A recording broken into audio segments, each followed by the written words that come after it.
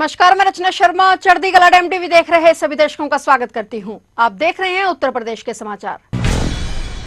मुख्यमंत्री योगी आदित्यनाथ आज अलीगढ़ के 2 दिवसीय प्रवास पर हैं। यूपी में 2027 के विधानसभा चुनाव को लेकर आज अलीगढ़ में मुख्यमंत्री योगी आदित्यनाथ का दौरा बहुत महत्वपूर्ण है। सीएम योगी ने सबसे पहले राजा महेंद्र प्रताप सिंह राज्य विश्वविद्यालय पहुंचकर वहां का निरीक्षण किया और इसके बाद कलेक्ट्रेट सभागार में अलीगढ़ मंडल के लोक निर्माण विभाग के पुराने कार्यों और नई कार्य योजनाओं को लेकर हाई लेवल समीक्षा बैठक की। कलेक्ट्रेट के बाद सीएम योगी आदित्यनाथ नुमाइश मैदान पहुंचे, जहां सीएम ने अलीगढ़ सदर, कोल विधानसभा और नगर निगम के विकास कार्यों का लोकार्पण और शिलान्यास किया। मुख्यमंत्री योगी आदित्यनाथ ने इस दौरान एक विशाल जनसभा को संबोधित किया। मुख्यमंत्री योगी ने शहर और कोल विधानसभा क्षेत्र को 400 करोड़ रुपए से अधिक के विकास कार्यों के शिलान्यास और लोकार्पण की बड़ी सौगात दी है। मुख्यमंत्री के दौरे को देखते हुए पुलिस प्रशासन ने सुरक्षा के चाक चौबंद इंतजाम किए। सुरक्षा व्यवस्था को अवैध बनाने के लिए आसपास के जिलों से भी सुरक्षा बलों को बुलाया गया। राम मंदिर चढ़ावा चोरी के रहस्य से आज पर्दा उठ सकता है। एसआईटी की टीम शनिवार को लखनऊ लौट आई थी और वह अपनी रिपोर्ट आज मुख्यमंत्री योगी को सौंप सकती है। 6 दिनों तक एसआईटी ने छानबीन कर तमाम अहम साक्ष्य जुटाए हैं। सीएम को जांच रिपोर्ट मिलने के बाद मामले में कार्रवाई शुरू होगी। विस्तृत जांच के लिए एसआईटी को 2 से 3 सप्ताह का और वक्त दिया जा सकता है। एसआईटी ने 6 दिनों तक तफ्तीश करने के बाद 150 से अधिक पन्नों की प्रारंभिक जांच रिपोर्ट तैयार की है। सूत्रों के मुताबिक एसआईटी आज सोमवार को मुख्यमंत्री से मुलाकात करेगी और तभी रिपोर्ट उन्हें सौंपी जाएगी। एसआईटी रिपोर्ट में चढ़ावा चोरी को लेकर तमाम साक्ष्य जुटाए गए हैं। गवाहों के बयान भी अहम हैं। सूत्रों के मुताबिक कई पदाधिकारियों की संलिप्तता की भी आशंका जताई गई है और इसके अलावा पूरी व्यवस्था में लापरवाही बरतने वाले पदाधिकारियों की भूमिका भी विस्तृत रूप से दर्ज की गई है। एसआईटी रिपोर्ट को लेकर सीएम योगी को ब्रीफ करेगी और इसके बाद जो निर्देश मिलेंगे और उसके आधार पर आगे की कार्रवाई शुरू होगी। चोरी में संलिप्त लोगों पर एफआईआर की संस्तुति एसआईटी ने की है। बिहार के समस्तीपुर जिले का रहने वाला 1.25 लाख का इनामी कुख्यात ललन सिंह सहारनपुर में यूपी एसटीएफ में मुठभेड़ में ढेर हो गया है। मुठभेड़ सरसावर नाकुर रोड पर हुई है। इस दौरान उनका एक साथी अंधेरे का फायदा उठाकर फरार हो गया और इसकी तलाश में टीम दबिश दे रही है। डीजी एसटीएफ अमिताभ यश के अनुसार ललन सिंह लंबे समय से कई संगीन मामलों में वांछित था। उसकी गिरफ्तारी पर वाराणसी पुलिस कमिश्नरेट की ओर से 1 लाख रुपए और चंदौली पुलिस की तरफ से 25,000 रुपए का इनाम घोषित किया गया था। ललन मूल रूप से समस्तीपुर के आनंद गोलवा गांव का रहने वाला था। एसटीएफ एएसपी लाल प्रताप सिंह के नेतृत्व में टीम सहारनपुर जिले में सरसावा नकुर मार्ग पर संदिग्ध वाहनों और अपराधियों की तलाश में चेकिंग कर रही थी और इसी दौरान टीम को बदमाशों की मौजूदगी की सूचना मिली। घेराबंदी करने पर बदमाशों ने पुलिस पर फायरिंग शुरू कर दी। जवाबी कार्रवाई में ललन सिंह गोली लगने से घायल हो गया, जबकि उसका एक साथी मौके से भाग निकला। घायल बदमाश को सामुदायिक स्वास्थ्य केंद्र सरसावा ले जाया गया। वहां प्राथमिक उपचार के बाद उसे जिला अस्पताल के लिए रेफर कर दिया गया। जिला अस्पताल में चिकित्सकों ने जांच के बाद उसे मृत घोषित कर दिया। पुलिस रिकॉर्ड के अनुसार ललन सिंह अपने भाइयों और गिरोह के अन्य सदस्यों के साथ मिलकर कई संगठित अपराधों में शामिल था। उस पर 7 लोगों की हत्या, बैंक डकैती, कैश वैन लूट और सरकारी हथियार लूटने जैसे गंभीर आरोप थे। उत्तर प्रदेश में रासायनिक खाद की खपत कम करने के लिए नई रणनीति बनाई गई है। अलग अलग योजनाओं के तहत गोबर की खाद से जैविक और वर्मी कंपोस्ट खाद तैयार की जाएगी। इसके लिए ग्रामीणों को वैज्ञानिक तरीके से भी सिखाया जाएगा और खाद की बिक्री से किसानों की आय बढ़ेगी। प्रदेश में अंधाधुंध रासायनिक खाद के प्रयोग से मिट्टी की सेहत खराब हो रही है। पिछले वर्ष मिट्टी जांच अभियान में पता चला कि करीब 25 जिलों में यूरिया और अन्य रासायनिक खाद जरूरत से ज्यादा प्रयोग की गई। इससे मिट्टी की उर्वरता प्रभावित हुई है और ऐसे में अब गो आधारित प्राकृतिक खेती और जैविक खेती को बढ़ावा दिया जा रहा है। पशुपालन और कृषि विभाग गोबर की खाद से जैविक और वर्मी कंपोस्ट तैयार करने के लिए प्रशिक्षण देंगे। इतना ही नहीं, गो आश्रय स्थलों पर वर्मी कंपोस्ट तैयार करके उसकी बिक्री भी शुरू कराई गई है। प्रदेश में गो आधारित प्राकृतिक खेती के लिए 80 लाख मीट्रिक टन गोबर खाद तैयार करने का लक्ष्य रखा गया है और इसके लिए 2,35,000 किसानों का चयन किया गया है। करीब 1 टन गोबर से 250 से 300 किलो जैविक और वर्मी कंपोस्ट खाद तैयार की जाएगी। प्रदेश में जैविक खाद उत्पादन करीब 50% बढ़ाने की रणनीति तैयार की गई है। पशुधन एवं दुग्ध विकास मंत्री धर्मपाल सिंह ने कहा कि गोपालकों की आय बढ़ाने के लिए लगातार प्रयास किए जा रहे हैं।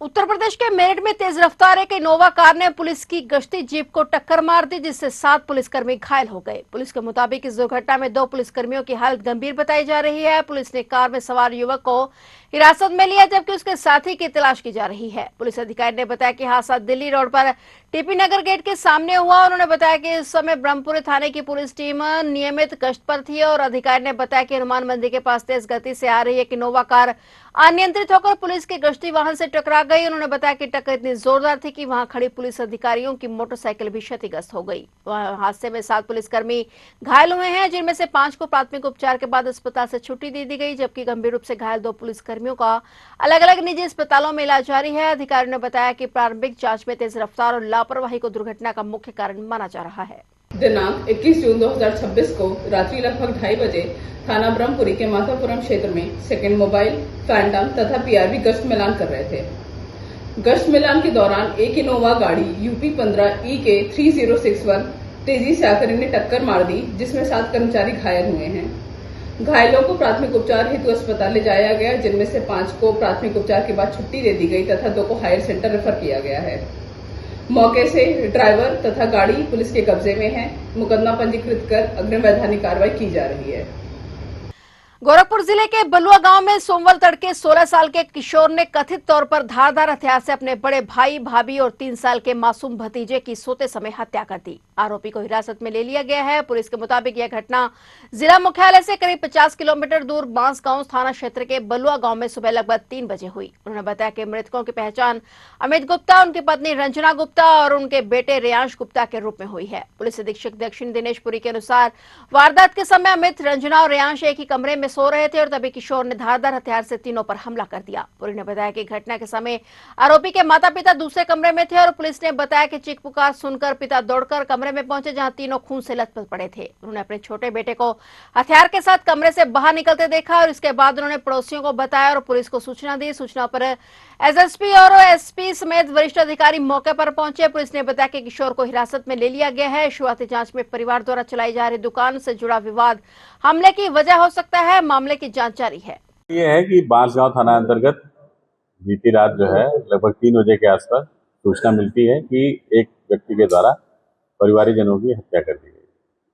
तत्काल वहां पर थाना की पुलिस, उच्चाधिकारियों के भ्रमण तथा फॉरेंसिक टीम की रवानगी होकर के मौके का मुआयना किया जाता है। मौके के मुआयने के दौरान ये पता चलता है कि एक कमरे में 3 डेड बॉडीज हैं और जिसमें से एक व्यक्ति अमित गुप्ता की डेड बॉडी है और उनकी पत्नी रंजना गुप्ता की डेड बॉडी है और साथ ही साथ एक छोटा बच्चा रियांश, जिसकी उम्र लगभग 2.5 से 3 साल, उसकी डेड बॉडी। क्या वजह रही है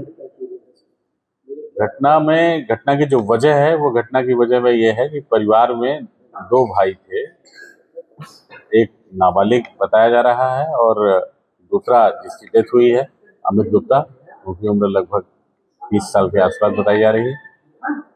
और प्रारंभिक जानकारी जो अभी मिल के आई है, उस प्रारंभिक जानकारी के अंतर्गत कि जो नाबालिग लड़का है वह कुंठा से ग्रसित था कि परिवार में उसके साथ भेदभाव वाला व्यवहार किया जाता था।